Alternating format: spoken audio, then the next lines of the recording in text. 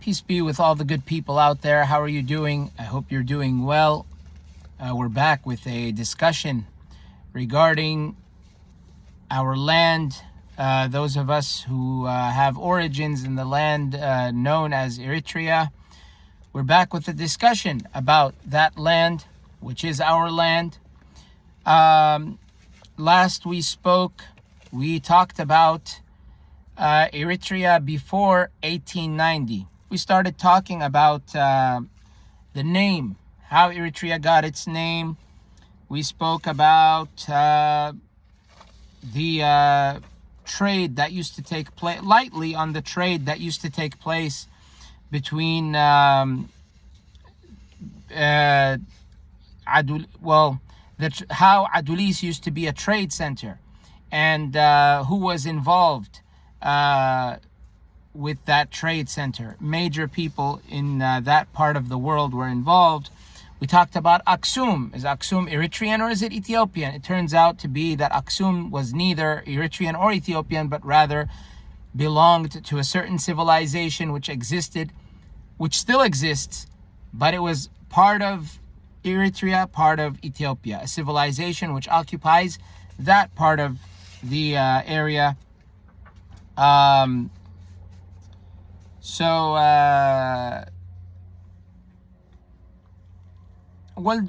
Walde Jesus Ammar, in his text, and the text we're using is Eritrea, Root Causes of War and Refugees. Mr. Walde Jesus says that the Greek-speaking city-state of Adulis in the western Red Sea coast was a neighbor of other Sabian principalities or settled kingdoms in Aklugzai and Saraye provinces of today's Eritrea. His sources are Sabbeh's History of Eritrea and Travaskis. So that's Sabian is a big word. The farther back in time we go, I would say before maybe, so if you go at past 1,000 years, the word Sabian would probably be more relevant, especially during the 4th century, 3rd century, and every time before that, maybe even after. The Sabians, because the Sabians are the ones who they're the ones who ended up gaining power, you can say, them and those who became Sabianized, who were mixed between Sabians and Kushites, or mixed between Sabian and Kushites, mixed, and also as Taddese Tamrat includes in his text, Church and State in Ethiopia, mixed between, likely between the Nilotic peoples such as the Kunama and the Sabians, who came from southern Arabia. So these Sabianized folks were the ones who had who were involved with Aksum. It was that civilization. Today, you can call them Tigrinya, you can call them Tigrayans, who are Tigrinya, and Amara as would fall under that as well. I would say Tigray too. The Tigray, many of them, if not all of them, also fall into that category. Even though they're located in the northwest, they are also descendants of southern Arabians. So, in fact, it's said that their language, Tigray and Tigrinya both, are the closest to Guz, which is the original language, the mother tongue of the Tigrinya and Tigray and Amharic mother tongues. It's the mother tongue of the mother tongues, meaning that it's the mother of those languages. So, in any case, we reached a part of the section about Eritrea before 1890, which discusses the 5 Beja kingdoms. So we'll begin. We're going to talk about the 5 Beja kingdoms and other peoples who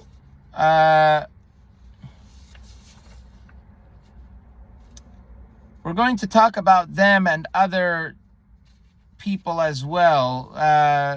The Beja kingdoms, the Ottoman Turks. We're going to talk about them at the very least.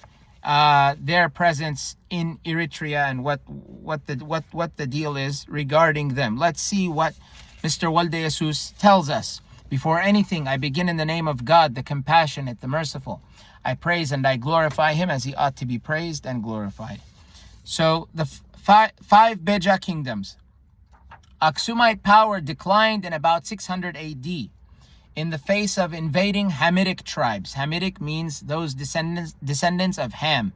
They can be used the word can be used interchangeably with Cushitic, because Cush was the son of Ham. Hamitic, Cushitic, same thing. So the Hamitic people are the descendants of Noah, descendants of Ham, son of Noah, like the Afar, Somalis, Ago, Oromo, Sidama, etc. So Saho, and the Semitic, those who are known as Semitic, are the Amara, Tigrunya, Tigre, that includes Tigrayan Tigrunya, and the Gurage, Hararis. These are Semitic groups. So who are mixed, who are actually originally more than likely Cushitic mixed with Southern Arabians. Aksumite power declined in about 600 AD in the face of invading Hamitic tribes, Bejas, from the Nubia region of southern Egypt. They subsequently established 5 kingdoms called Bazin. I'm pronouncing them according to how I'm reading them in English. Bazin, Baklin, Jarin, Naquis or Naquis, and Kata or Kata, covering most of present-day Eritrea and eastern Sudan. Trimmingham mentions that as well. When these Beja kingdoms in turn disintegrated, because of internecine conflicts in the 14th century, some Habasha migrants from the provinces of Lasta, again, when these Beja kingdoms in turn disintegrated because of internecine conflicts in the 14th century, some Habasha migrants from the provinces of Lasta, Ago, that's Lasta is in the Sekota area, where near Lalibela. So some Habasha migrants from the provinces of Lasta, Dembia, and Tigray came back to the land across the river Merab. So they came back to the land which is north, where the Beja were. It is said that the newcomers from the south wrested the Eritrean plateau, wrested with a W. I don't know what that means. Wrested the Eritrean plateau from the Beja, perhaps took it from them. From the Beja. They wrested the Eritrean plateau from the Beja, either subjugating them or expelling them into the northern highlands, Sahel, and the Barka lowlands. After an interruption of several centuries, the plateau had once more become an outpost of Abyssinian culture and Ethiopian political power. That's in Travaskis. So that's what happened. Is the Beja invaded, and they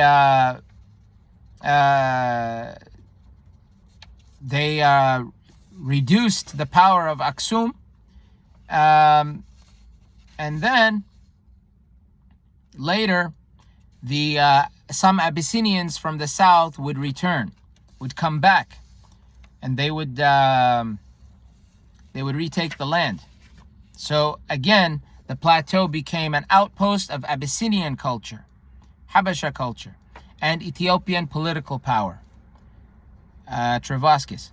These returnees, so the word returnees has a footnote attached to it, a number attached to it. Tradition claims that the Hamasien is like the Asmara area, that the Hamasien and Akla Guzai provinces were taken over in the 13th to 14th centuries by people from central Abyssinia, descending from a mythical ancestor called Meroni, and his sons Faluk, Shaluk, and Maluk. The Ago clans of Adkame, Malaga settled in Saraya. They settled in Saraya. See Travaskis, page 11. So I have read in a book, it's written in Arabic about the Blain. It's called Al-Blain or Al-Blin fil Madi wal Hadir, the Blain in the past and in the present. In that book, the author mentions how there is a claim that Beit Tawqi, if I remember correctly, it was Beit Tawqi, which is my clan, because the Blain are two major groups that I am familiar with, Beit Tawqi and Beit Tarqi. Beit Tawqi is settled in the Halhal, which is western, we could say western Karan or western side of Karan, and then the Beit Tarqi are in the east in Sanhit. They border the Tigrinya, the Tawqi border the Tigray. So it's said that the Beit Tawqi, it's just a claim of other claims. The Tawqi were descendants of this mythical king Meroni. That's one of the claims. But the Habasha, it's also said that the Habasha and even at least one group of the Tigray also descended from this mythical king named Meroni. Whether he was real or not, I don't know. And where that can be found, information about that can be found in Al-Blin fil Madi wal Hadir, also in a book by Mikhail Hasama, called Zanta Eritrea. It's in Tigrinya. Zanta Eritrea. It has all the tribes and talks about all of them. All the tribes and subgroups. It's in Tigrinya. You can find the PDF, maybe even the hard copy. And it's in Tigrinya. So that's the source. So that's a source. So there are these returnees. So it mentions here that tradition claims that the Hamasyan and Akkala provinces were taken over in the 13th to 14th centuries by people from central Abyssinia, descending from a mythical ancestor called Meroni, and his sons Faluk, Shaluk, and Maluk. The Ago clans of Adkame, I think it's Adkame, Malaga settled in Sarai. See Travaskis, page 11. These returnees, the Habasha who returned to the highlands, the plateau, after the Beja they divided, the Beja. These returnees from the south rapidly changed the pastoral society to settled and relatively more advanced cultural communities called Indas, organized in a kinship system.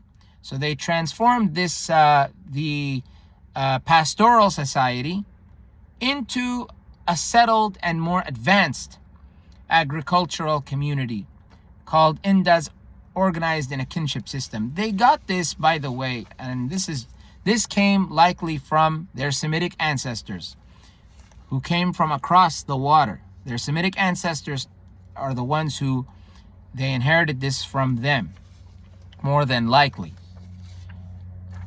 Okay, so that's that.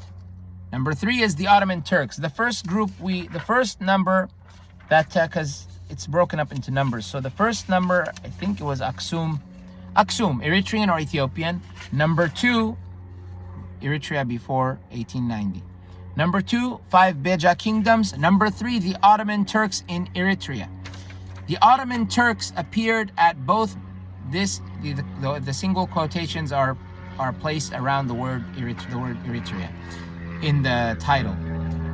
The Ottoman Turks in Eritrea. Number 3. The Ottoman Turks appeared at both banks of the Red Sea by the first decade of the 16th century, but did not establish themselves until the coming of the Portuguese in support of Christian Abyssinia in 1541, when a Muslim force from Harar, led by Imam Ahmed Grang, or Ahmed Guray, That's Ahmed bin Ghazi, I think his name was. He was from present-day Somalia, from the Adal Sultanate of that time.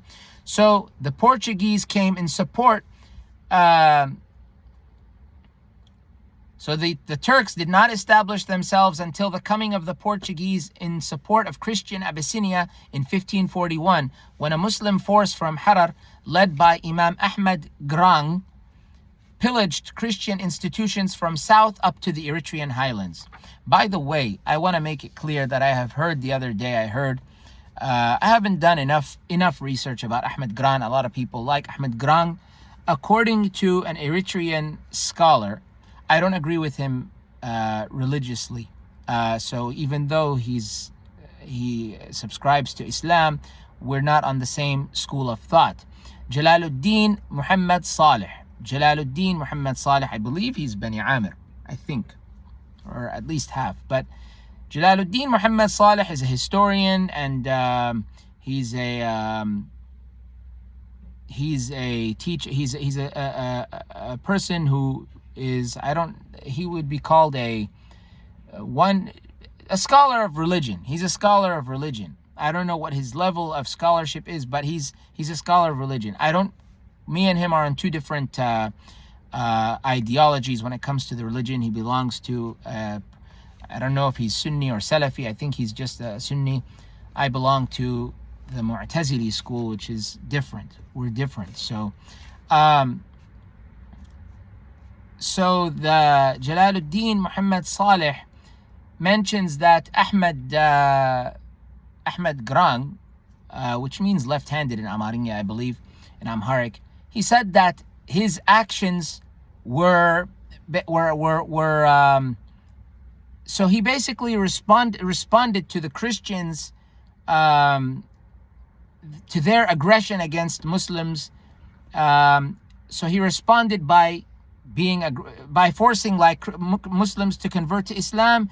So Ahmed Grang started forcing Christians to convert to Islam. So because the Christians were forcing Muslims to become Christians, Ahmed Grang was responding by force converting Christians to Muslims. In Islam, after the verse that I have here, which is verse 255 from chapter 2. Verse 255 from chapter 2 of the Quran, the cow, Al-Baqarah. Verse 256 of chapter 2 in the Quran says, La ikraha fi din.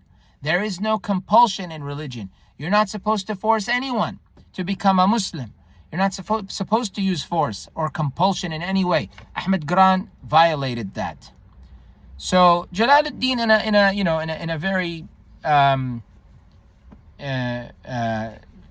normal way, he said that he basically implied that what Ahmed Grang did was wrong. So, and I agree. What Ahmed Grang did is wrong. You cannot force convert people. You cannot destroy churches. You cannot, if he did any of that, you cannot do it in Islam. It's not allowed.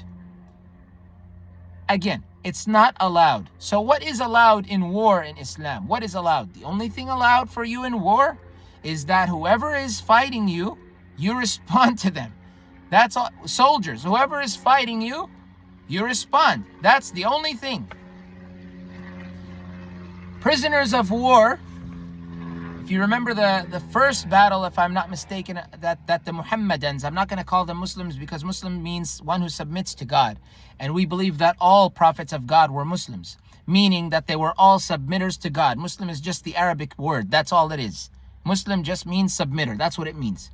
You can use if I say I'm a submitter, it works. So are you a Muslim? Yeah, I'm a Muslim. Are you a submitter? Yes, I'm a submitter. So which one are you? I'm a submitter. They both mean the same thing linguistically. So the first Muhammadans, followers of Muhammad, the prophet of that time, if the Muhammad hadn't come yet and Jesus Christ was the one who was there, then we may call ourselves Christians because we follow Christ. But Christ is not a name that is familiar, I think, in the Hebrew language. This is from Christos, which comes from the Greek language. So we would call ourselves something like maybe the Messians, because Jesus is known in Arabic as Al-Masih. So it would be known as the Al-Masihiyun if we were using the Arabic tongue. If we were using the Aramaic or Syriac tongue, it would be something else. But we would be known as those people who are followers of Jesus, which I believe is also a Greek, comes from a Greek word. In any case, so you're not allowed to do that. If you're in a war, like the first Muhammadans, when they took the captives, prisoners of war from the polytheists who were aggressors, they said, if you want to be released, teach 10 Muslims how to read and write, if I'm not mistaken. That was what they had to do. Teach 10 Muslims how to read and write, and that's it. Your job is not to pillage or to plunder or to steal or to loot. Your job is simply to defeat the enemy until he is neutralized. What do I mean by neutralized? Meaning he cannot harm you anymore. That's it. That's your job. There is no going and setting places on fire and destroying graves and doing what stupid ISIS and Al-Qaeda, all this garbage does not exist in Islam. If you want to comment and put whatever you want to put whatever you want to put. I don't care. I'll respond to it. But that's not what you're supposed to do. So what Ahmed bin Ghazi, Ahmed Gray did in terms of forced converting, it's not allowed. There's an interview with Jalaluddin Muhammad Saleh. It's a recent interview, less than 20 days old, I would say, with I think it's with some branch of Al Jazeera. I don't know the name. You would have to search up his name. I don't know the name of the program. You'd have to search up his name. It's in Arabic. I don't know if there are subtitles, but anyways, he talks about that. I don't agree with him. I feel that he's an Arabist and he's obsessed with Arabs. That's his choice, but I'm not obsessed with Arabs or Arabist. My father is Arab, but I'm not obsessed with Arabism. And we'll learn that this is part of what happened in Eritrea. So the Portuguese supported the Christian Abyssinians in 1541 when a Muslim force from Harar, led by Imam Ahmed Grang, pillaged Christian institutions from south up to the Eritrean highlands.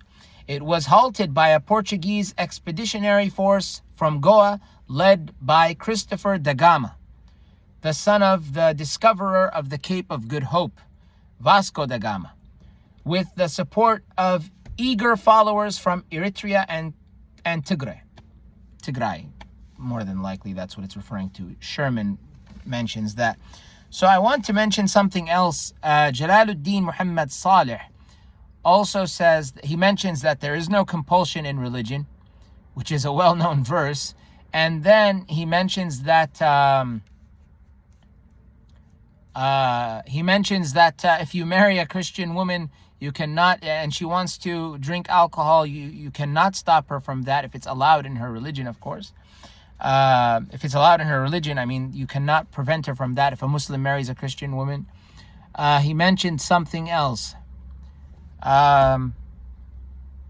Oh, that's right. He mentioned that's what made Christians, I believe, I don't know if he specified Amara, but the Christians became afraid of Islam because of this. If I understood and if I remember correctly, he blamed this man's action, Ahmed Grang, for why people became afraid of Islam, because of what he did. So you see, God did not support Ahmed Grang.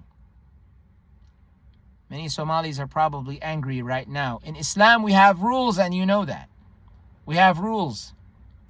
When it comes to, different situations, you cannot break the rules. You cannot break the rules. If the Christian forces your people to convert to Christianity, you have no right to convert their people to convert to Islam. If you're fighting them, let's just say, if you're fighting a group that happens to be Christian, let's just say the group happens to be Christian, okay? They're the enemies, right? In this situation. Is your enemy your teacher? They're not your teachers. So when Umar al-Mukhtar, who fought against the Italians, the man who said, we will not surrender, or we don't surrender. Either we win or we die, when they fought Italians in Libya. Umar al-Mukhtar, they had 2 Italian prisoners of war. So Umar al-Mukhtar was asked. A person wanted to kill them, I think.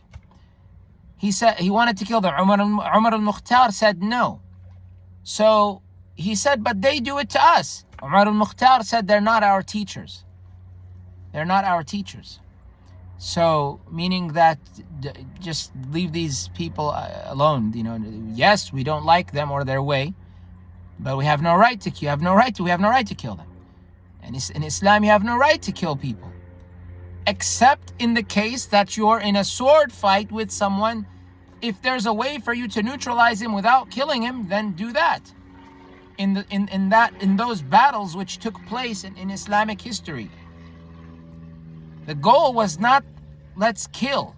The goal is to fight and defend. That's what happens in wars. Any war. Any real war. A real war meaning soldiers versus soldiers, not soldiers versus civilians, not aircraft against civilians. Soldier versus soldier, fighter versus fighter. Swordsman versus swordsman, knight versus knight. That's war.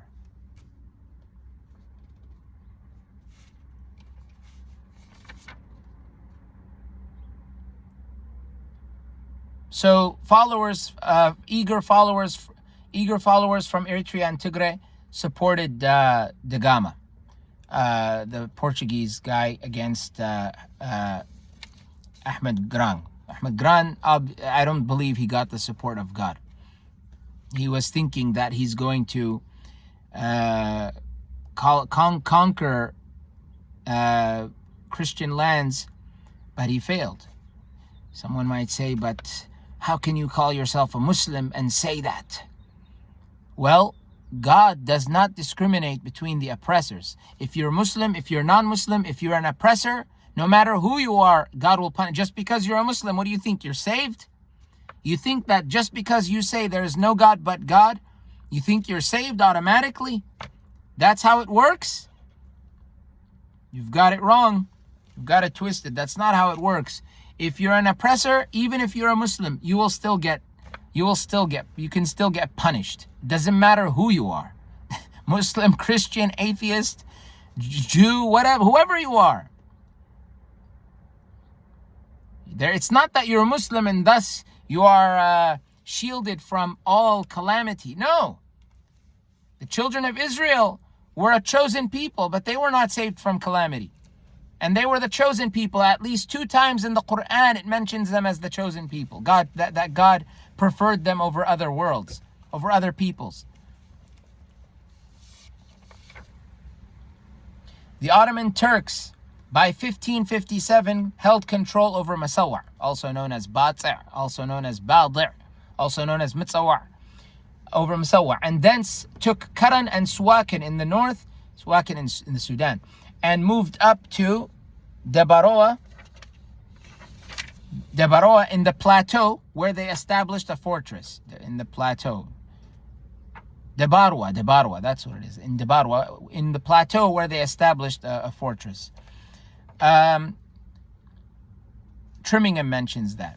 Turkish presence in the Eritrean plateau was short-lived, but they and the Bahri Nagasis, rulers of the sea, had on and off alliances against the other invader warlords from Abyssinia.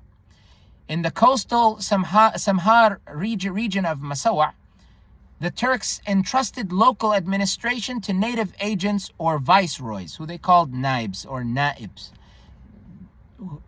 They entrusted the local administration to native agents or viceroys, naibs.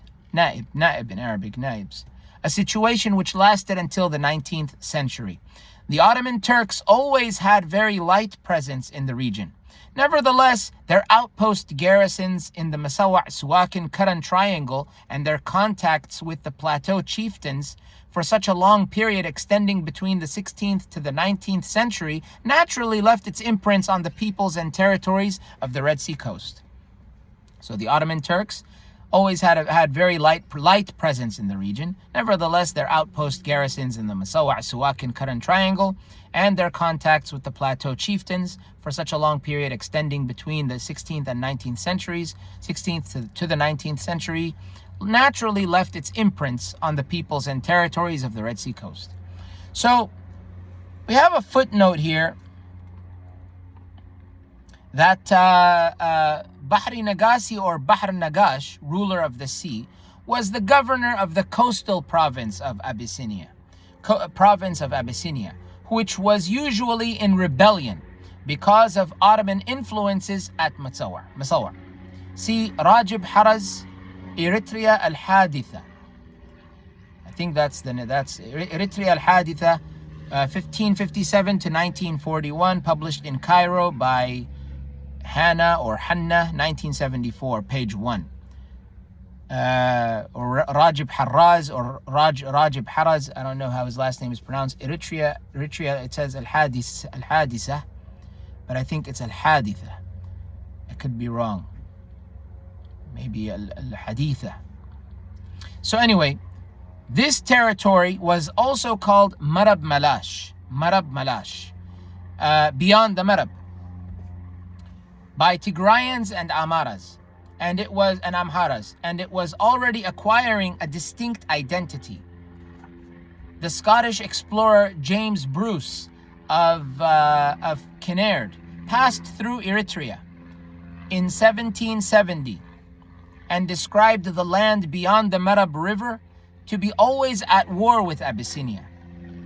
See his travels to discover the source of the Nile. James Bruce of Kinnaird. I don't know how that's pronounced. Kinnaird.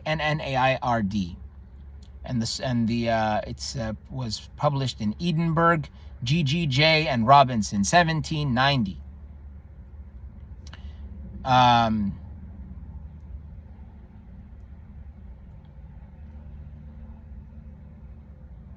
So the land beyond the Marab River was always at war with Abyssinia, according to James Bruce.